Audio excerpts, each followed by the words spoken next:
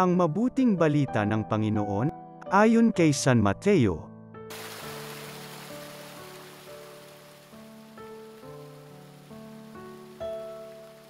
Noong panahong iyon, umalis si Jesus at sa kanyang paglakad, nakita niya ang isang taong ang pangalay Mateo, nakaupo ito sa paningilan ng buwis. Sinabi ni Jesus sa kanya, "Sumunod ka sa akin." Tumindig si Mateo at sumunod sa kanya.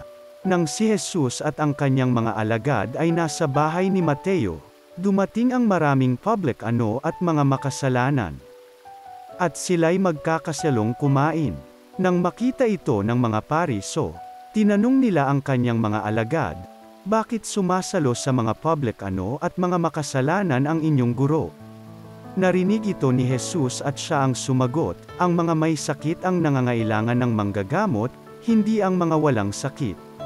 Humayo kayo at unawain ninyo ang kahulugan nito, habag ang ibig ko at hindi hain. Sapagkat naparito ako upang tawagin ang mga makasalanan, hindi ang mga banal." Ang mabuting balita ng Panginoon.